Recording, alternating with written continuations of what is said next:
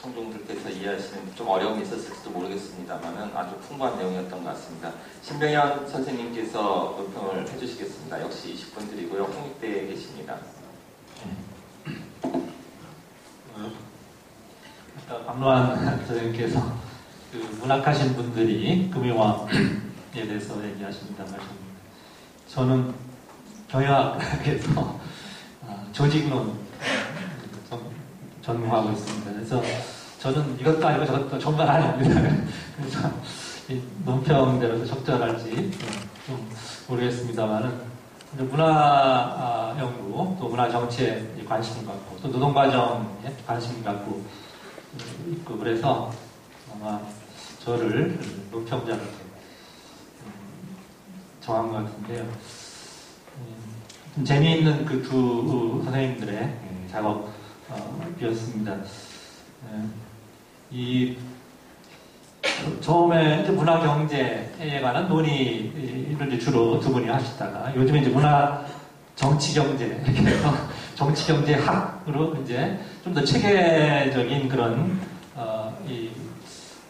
체계화하는 그런 어떤 그간의 논의에 기반하여서 좀 더 진전된 그 모습을 이뤄나가는 이제 하는 그런 모습을 보여주는 것 같아서 굉장히 좀 좋았습니다. 이 금융화의 이제 문화정치경제학이라는 것은 기본적으로 어떠한 문제 인식을 가지고 있는 것인가를 갖다가 아주 상세하게 여러 예들 또 지표들을 활용해 가면서 박래희 선생님께서 아주 잘 정리해 주셨습니다. 실제 경제 대상뿐만 아니라 어떤 법제도적인 장치들, 뭐 기술 장치, 미디어 및 교육 장치, 또 예를 들어 기호상지 의미 조작하는 그래서 주체화 전략으로 활용하는 이런 여러 가지 것들이 이제 상호 연관된 복합체로서 이제 금융화를 검토하는 그런 문제인식을 이제 크게 보여주셨다고 생각합니다. 서동재 선생님은 경제적인 것에 대한 어떤 물신주의를 이제 제대로 이제 인식하지 못한 것들이 이제 대중들의 일상적인 어떤 금융과 관련된 삶이다라는 것을 이제 강조하시면서 일상의 어떤 다양한 현상들의 상호 연관성을 갖다가 과학적인 그런 반성 성찰 또 개념들을 가지고 파악하고 그것과 관련해서 어떤 식처적 대안을 모색하는 것이 필요하지 않은가라는 그런 주장을 하시는 것 같아요. 굉장히 이제 이론적인 개념을 정렬할 필요성 아까 이제 몸소 보여주시는 것 같고 그렇지만 또한 이제 그래서 그런지 또 좀 개념적이고 추상적이다 보니까 좀 논쟁적인 그런 이야기를 하시는 거다라는 그런 느낌도 주고 했습니다. 굉장히 상상적인 토론을 불러일으키지 않을까 기대하고 있습니다. 조금 이제 구체적으로 들어가기 전에 저는 이제 이 두 분들이 이제 금융화의 일상에 대해서 말씀을 하시면서 이 금융화에 대한 그런 관심이 궁극적인 일상에 대한 관심을 걸고 일상적인 삶을 살아가는 주체들에 대한 관심일 거라고 생각하고 결국 이제 주체화에 대해서 이제 관심을 갖는 것이라고 생각합니다. 물론 두 분도 간략하게만 이제 주체화에 대해서 언급하고 계시는데 현대 신자유주의 사회가 이제 기본적으로 옛날 포도주의 시대에서 공장에서 이제 주체성을 갖다가 대라고 생산하는 그리고 복지제도를 통해서 유지해 나가는 이런 것과는 좀 성격이 다른 정말 신자유주의적인 어떤 공장 외부에서 굉장히 다양한 방식으로 이제 주체성이 해체된 그러고 분산된 가운데서 이제 주체성들을 갖다가 새롭게 주주해내려는 이런 모습을 보이고 그것이 이제 일상 또 우리 일상적 삶의 다양한 어떤 스타일이라든지 또는 삶 속에서 어떤 스타일을 야기하거나 하는 이런 모습을 보이고 있지 않나 생각합니다.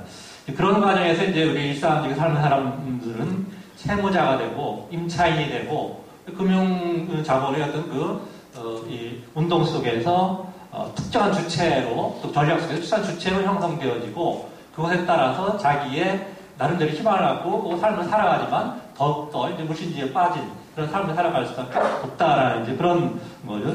거기에 대해서 어떠한 다른 어떤 주체성을 이제 형성하는 그런 어떤 전략을 우리가 생각해 볼 수 있는가, 어떤 세상을 갖다가 금융과 관련해서 우리가 그려낼 수 있는가에 대해서 두 분은 조금 이제 아쉽지만은 더 잘 얘기하시지 않는 그런 인상을 받았습니다.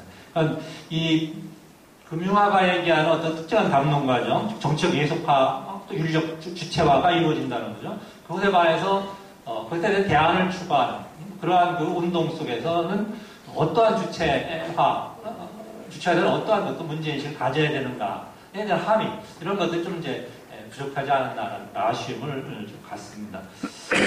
실천적인 그런 방안들에 대한 또 구체성에서 조금 이제 아쉽다라는 그런 큰 두 분에 대한 질문을 갖다 이제 합니다. 좀 더 들어가서 살펴보면은요. 먼저 이제 강래 선생님이 글을 좀 더 들어가서 이제 말씀드리면은 강래 선생님은 이제 금융화를 이 복잡계적 현상으로 이제 보면서 이 문화정치 경제적 실천이 연동되어지는 어떤 이 현상, 또 이들이 상호작용하는 면서 창발적으로 새롭게 계속 복잡성이 증가하는 그런 현상으로서 금융화를 갖다가 인식하고, 또 그럼에도 불구하고 금융화를 갖다가 이제 축적 그 기본적인 성격의 변화라고 이제 규정을 하고 있습니다. 그래서 비해서 이제 서동진 선생님은 그런 그 금융화에 대한 정의를 신랄하게 비판하시는 것 같아요. 그 막수주의적인 정의가 아니지 않냐라고까지 비판하시는 것 같은데, 그런 그 대립점이 발표나 그래서 정확하게 드러나지는 않습니다만, 저는 글을 쓰신 취지가 거기에 있지 않나 그런 생각을 했습니다. 그래서 반 선생님하고 손 선생님이 금융화를 달리 정의하고 계시고, 또 그것에 따라서 이론 전개가 다르고 실천적 합의도 다르다라는 걸 분명히 느꼈습니다. 그래서 두 분이 이제 그와 관련된 금융화의 정의와 관련된 좀 명확한 입장을 갖다가 뭐 다 정리해줬으면 하는 그런 바람이 있습니다. 특히 서동진 선생님이 이 상대하고 비판하고 있는, 예를 들어서 이제 자율주의자 마라찌라든지 이런 사람들의 축적 변화 또는 지대의 측면에서 이제 금융화를 갖다가 살펴보거든요. 그것에 대해서 그렇지 않다라고 합의의 어떤 이 지대에 대한 관점, 또 공유제의 어떤 스타일, 전유라는 어떤 측면에서 금융화를 갖다 이해하는 것에 대해서 어떤 점에서 다른가에 대한 비판이 좀 됐으면 좋았다라는 그런 아쉬움이 있습니다. 하지만 거기에 대한 명확한 이론적, 실천적인 어떤 이 차이점을 좀 드러내는 것이 이제 필요하지 않을까, 저는 그런 생각이 들었습니다. 그리고 또 좀 더 들어가서 또 강래 선생님께서 쭉 간간히 이제 보여주시지만은 강조되지 않았던 게, 아까 저는 이제 그 주체성 문제인데, 특정한 방식으로 금융화가 아주 윤리적 주체를 상산하고 있다는 거죠. 윤리적 주체, 그러면 이제 빚진 존재, 죄의식 이런 언급도 하시고, 또 특정한 담론과 행위의 불경 또는 윤리가 약간 작용하고 있음, 또 특정한 담론들에서 주체성이 주조되고 있음을 갖다 간헐적으로 언급을 하신다는 거죠. 그렇기 때문에 이 금융화와 특정 문화과정 사이의 연관들이 오히려 기존의 어떤 정치경제학적 개념들보다도 사실상 더 강조될 필요가 있지 않나 저는 생각을 하는데, 글쎄요, 그 금융화를 갖다가 문화정치경제학 관점 어떤 틀을 갖다가 일단 정리해주려는 그런 관심 때문에 그런지 그런 점이 좀 부족하지 않았나, 그런 생각을 합니다.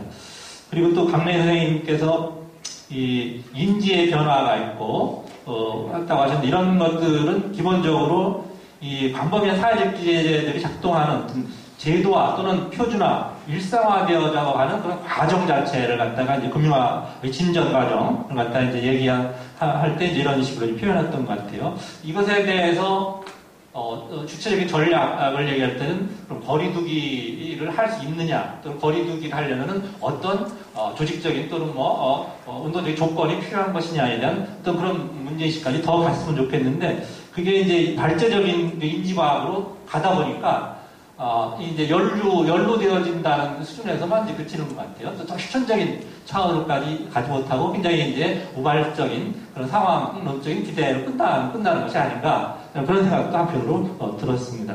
그렇지만 이제 저는 반해 선생님이 일부적인 영향과 더불어서 이 내부 그 일상적인 삶을 살아가는 사람들의 어떤 내재적인 그런 측면에 이제 주목하는 것은 저는 굉장히 이제 긍정적인 그런 측면으로 생각을 해가고 있고 또 미시정치의 중요성도 이제 같이 동감하고 있습니다.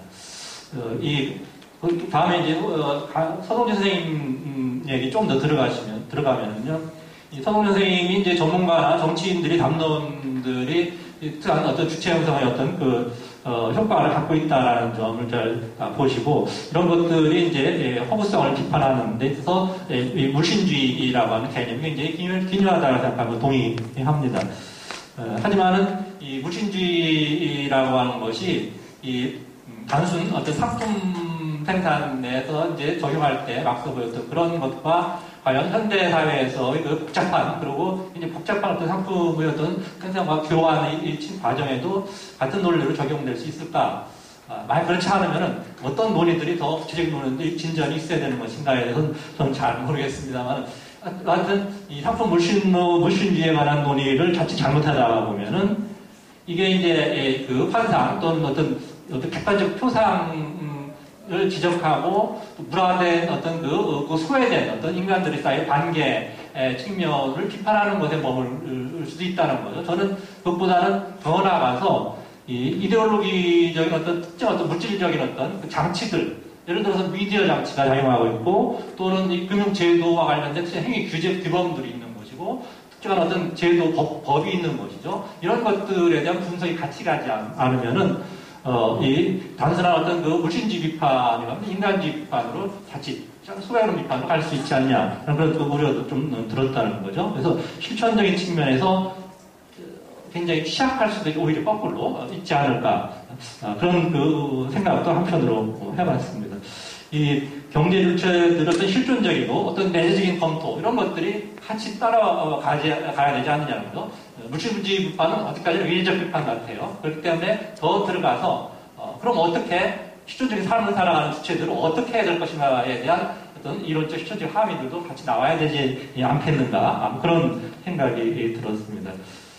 예, 뭐 더 얘기 근데 여기서 이 정도로 마치겠습니다. 고맙습니다. 시간을 많이 절약해 주셔서 일단